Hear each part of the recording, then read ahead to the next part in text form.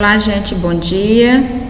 Na aula de hoje nós trataremos sobre fonologia, tá? Vamos aqui discutirmos um pouco sobre alguns processos, alguns aspectos fonéticos, tá certo? Após a aula, se você quiser entrar em contato comigo, tá? Para tirar alguma dúvida, fiquem à vontade, tá bom, gente? Vou estar aguardando vocês, o contato de vocês, tá? Também, posteriormente à aula, vocês receberão uma lista de questões, tá? Vou dividir essa lista de questões em duas partes, para que a gente possa fazer correções e comentários, né, de forma mais detalhada sobre essas questões referentes a esse conteúdo temático que nós discutiremos hoje, tá, gente? Então, não se preocupem que vocês irão receber essa lista de questões a tempo, tá? Para responderem e fazerem as devidas correções junto comigo, tá? Bom, então, tratando então da fonologia, né, vamos entender que a fonologia é exatamente essa parte da gramática que trata dos fatos fônicos, tá? Que vai cumprindo determinada função na língua.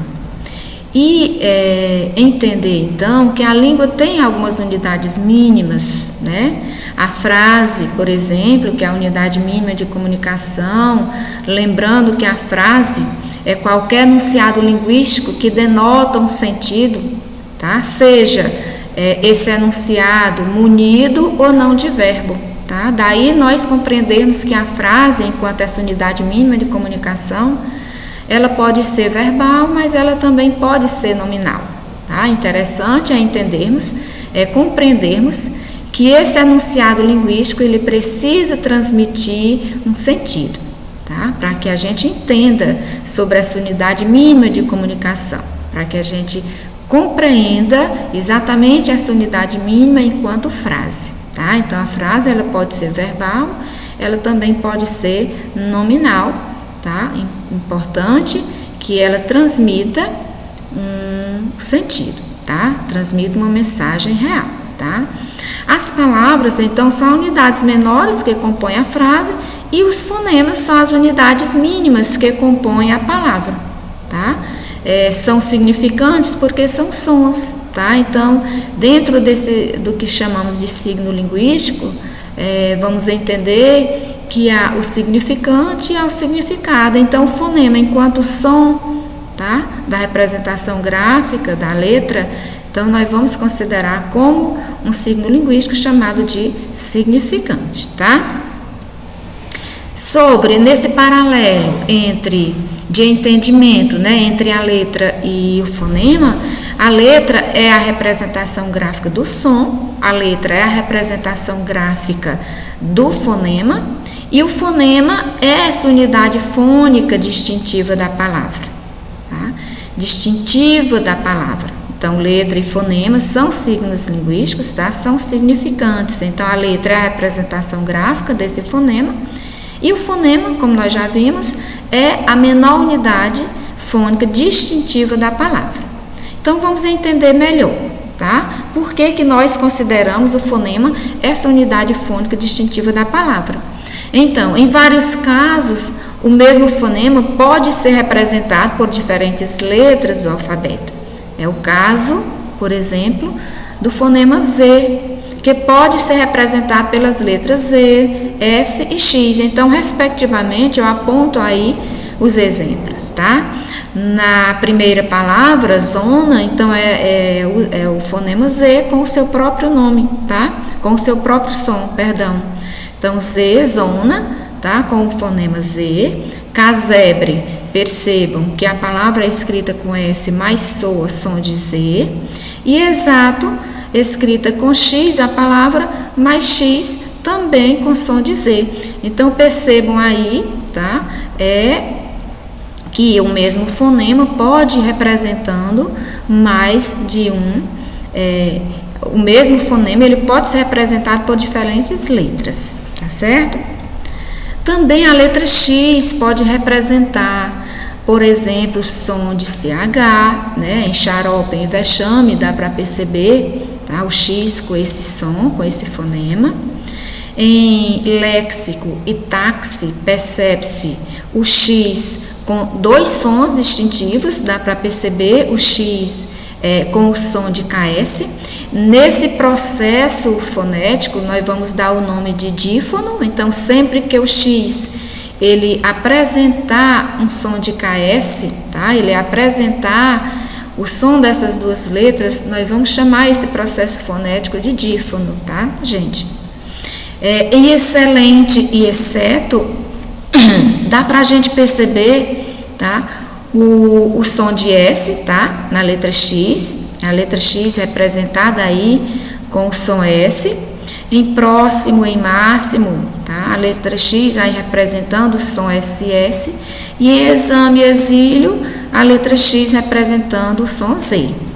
Então, aí é mais um motivo, tá? Para entendermos de que a letra ela pode representar mais de um som, mais de um fonema, tá certo? Há palavras em que o número de letras não coincide com o número de fonemas. Como é que nós vamos analisar, tá, esse processo, gente? Então, percebam que na palavra fixo, dá para perceber que o X ele apresenta dois sons, tá? Olha aquele processo, o dífono, tá? O X aí, ele é representado como dífono, ou seja, aquele processo em que o X constitui dois fonemas. Quando isso acontecer, somente quando isso acontecer, a palavra ela terá mais fonemas do que letras. Então, percebam aí que em fixo, a palavra apresenta 4 letras e 5 fonemas, porque o X apresenta 2 sons nesse contexto. Em canto, nós temos 5 letras e 4 fonemas. Percebam que há diminuição de fonemas. Por quê? Porque na palavra canto aparece esse grupo AN, tá? A gente percebe que a vogal ela é nasalizada pelo N. Então, esse grupo AN apresenta um único som, o que nós chamamos de dígrafo, que nós vamos ver posteriormente, tá?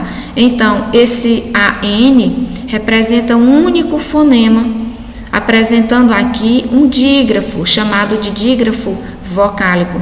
Então, sempre que a palavra ela apresentar dígrafo, gente, ou seja, ela apresentar um grupo de 2 letras com um único som, obviamente que vai reduzir o número de fonemas.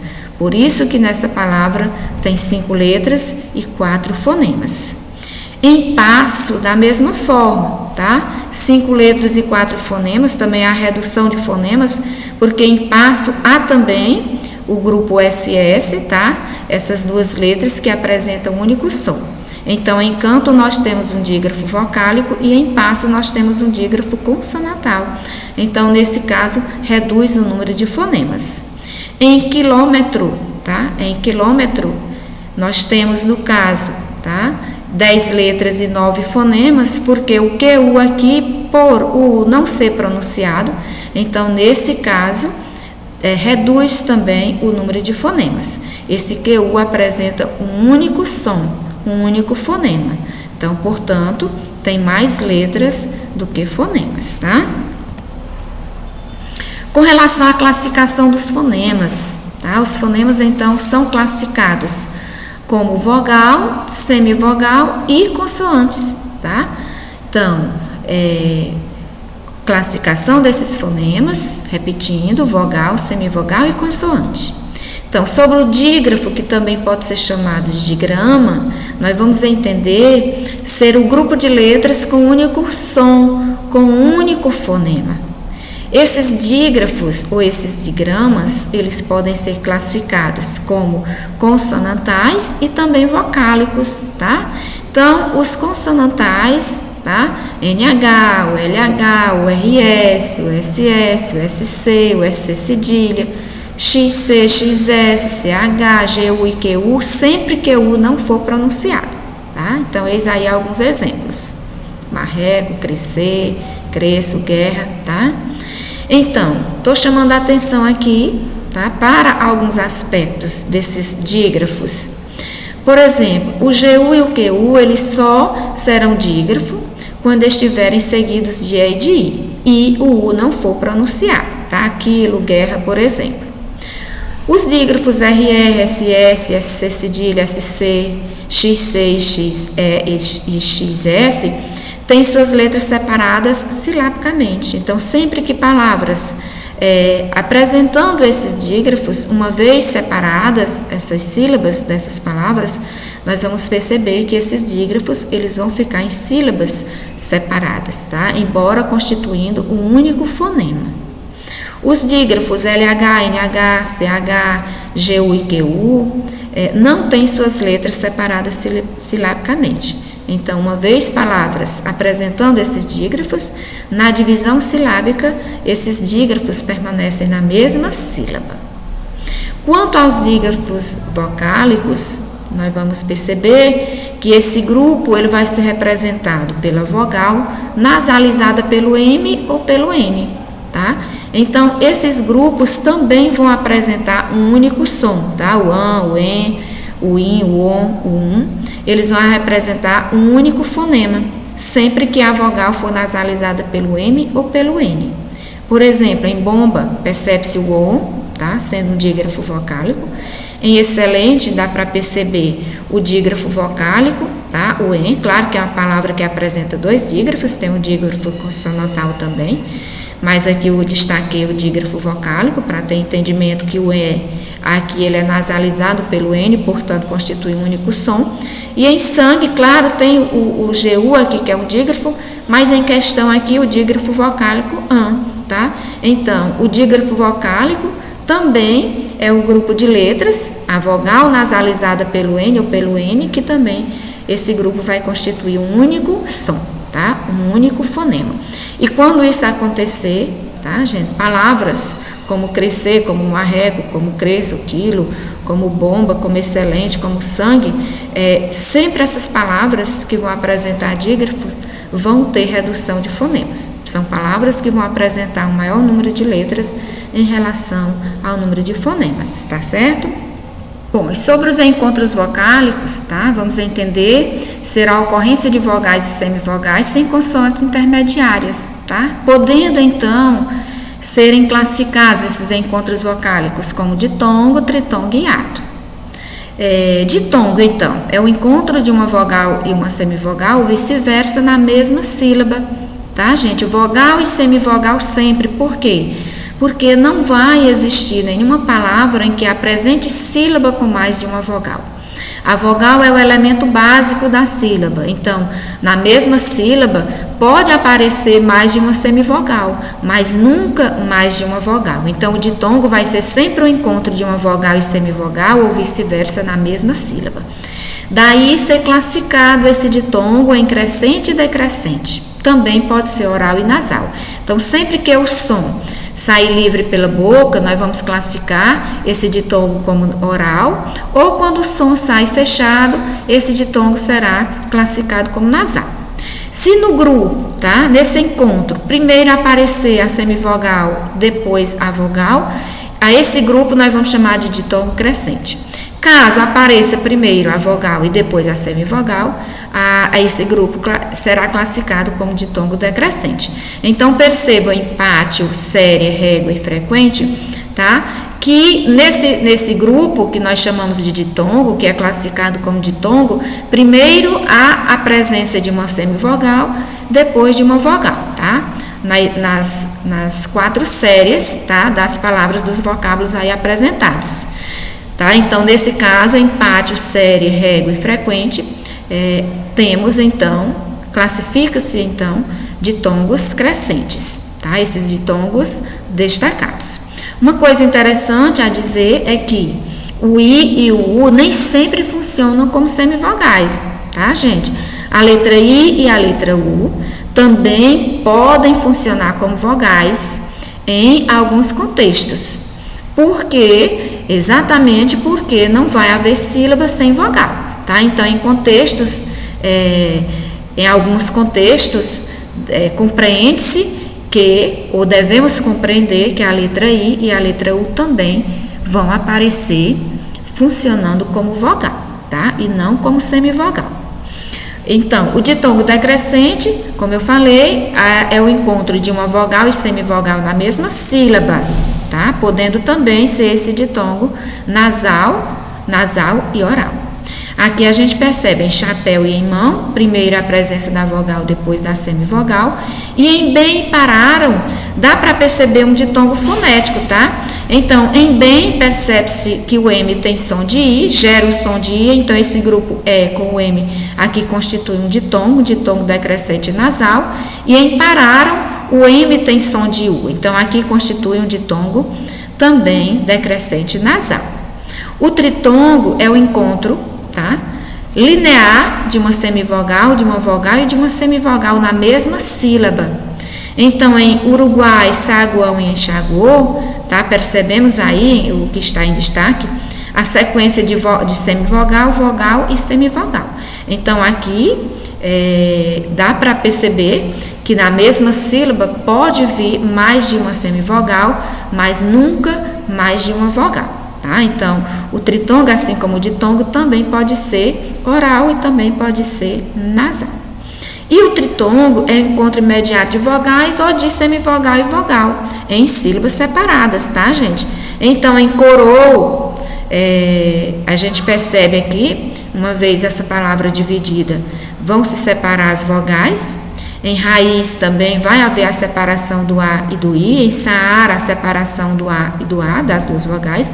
E em gaiola, uma vez separada essa palavra, a divisão do I com o O, tá? Da semivogal e da vogal. Então, nesses contextos, em que as vogais se separam, tá? Ou vogais com semivogais em sílabas separadas, vamos classificar como hiato, esse encontro vocálico como hiato. Sobre os encontros consonantais, são grupos formados por mais de uma consoante, sem vogal intermediária, e esses encontros consonantais, eles podem ser classificados como perfeito, também chamado de puro ou inseparáveis, que são os inseparáveis, e os imperfeitos ou disjuntos, que são inseparáveis, tá? Então, em prata, plano e adrenalina, percebe-se aqui, tá? Os encontros puros, ou inseparáveis, do PR, do PL e do DR. E em plástico, aspecto e cato, tá? Os encontros separáveis, ST, CT e CT, tá? Respectivamente. Já falamos do X fonético, ou seja, o X, quando ele apresenta o som de KS, que ele é chamado de dífono, há esse processo que nós chamamos de dífono, tá? Então, nesse caso, a gente chama de encontro consonantal fonético, tá? Sempre que o X apresentar o som de KS, que é o caso do som apresentado em táxi, em nexo e em axila. Sobre a sílaba, tá? Sobre esse grupo de fonemas pronunciados numa só emissão de voz. Então, toda sílaba, ela tem como base uma vogal, tá? Já foi aqui relatada. E a sílaba, então, ela pode ser classificada quanto ao número de sílaba. Tendo uma sílaba, ela é chamada de monossílaba. A palavra com duas sílabas será classificada como dissílaba. A palavra com 3 sílabas, ela é classificada como trissílaba. E mais de 3 sílabas, ela será classificada, essa palavra, como polissílaba. Quanto à tonicidade, as sílabas, elas são classificadas como oxítona, quando a sílaba tônica da palavra for a última sílaba, que é o caso de vatapá.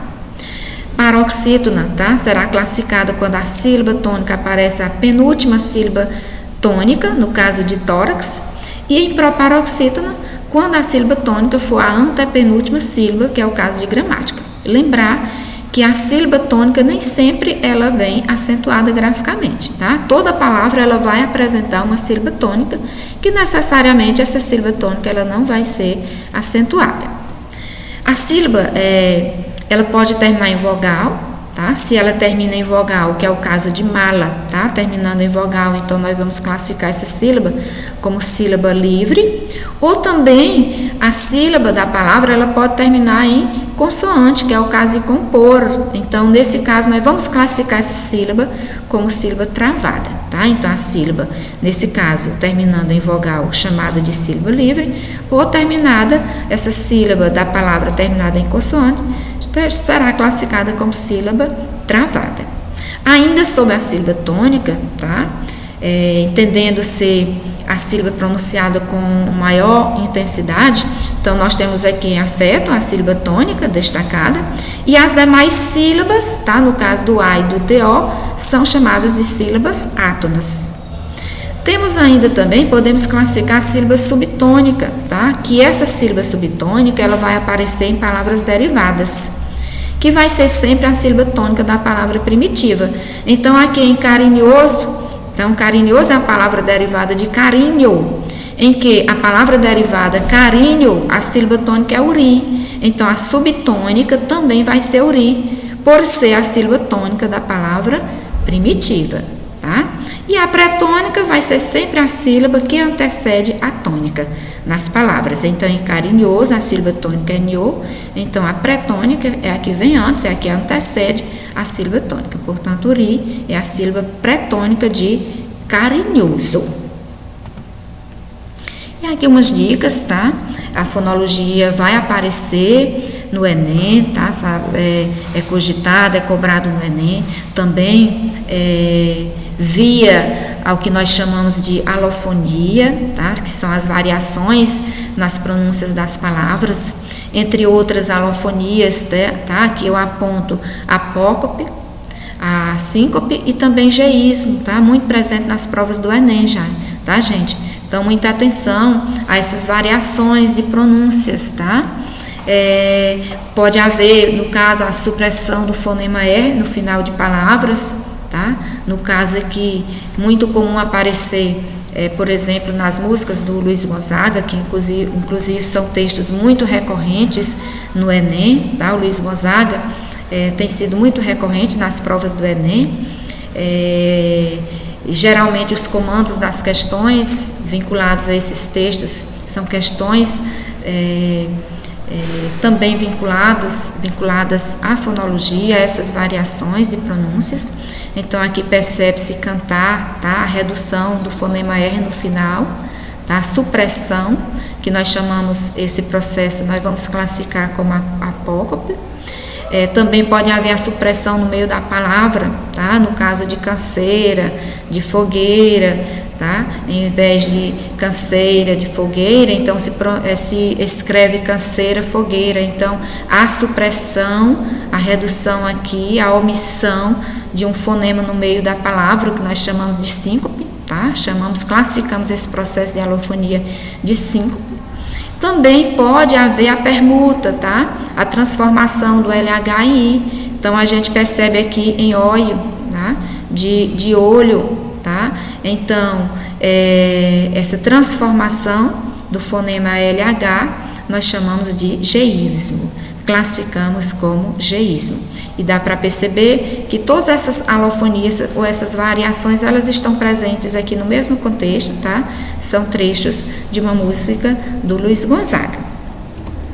Bom, então vamos praticar, tá? Encerrar nossa aula aqui com 2 questões, tá? Praticando um pouco sobre esse processo de fonologia, esse processo aqui abordado, tá? Analisando a palavra quando, então, marcando a alternativa correta.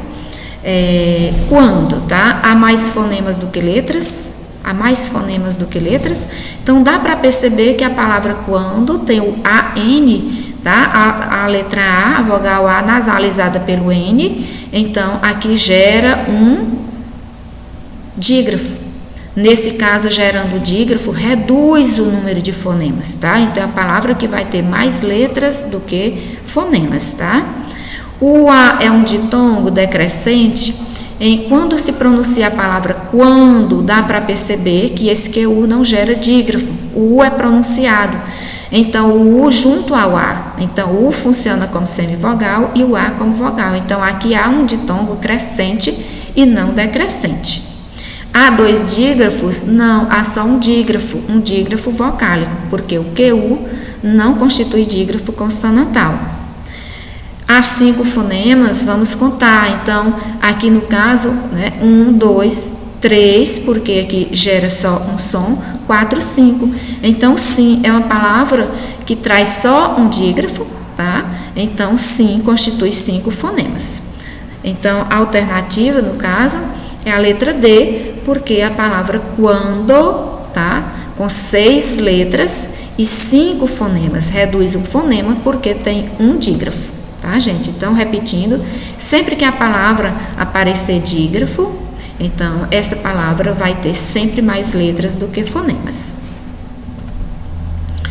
Então, a alternativa que as palavras relacionadas, elas têm respectivamente hiato, ditongo e tritongo, tá? Então, em Paraguai, nós temos tritongo, não há hiato. Então, não é essa alternativa A. Em régua, nós temos em régua um ditongo, tá? Um ditongo crescente. Então, já não é a letra B. Em feio, nós temos um ditongo, respectivamente, e temos um hiato, tá? Em Saara, nós temos hiato, não temos ditongo, tá? Que é o que pede a questão, respectivamente. Então, também não é a letra C a correta. Em rainha, nós temos um hiato, a separação aqui das 2 vogais. Em parão, nós temos um ditongo, tá? Porque o M aqui, ele gera som de U.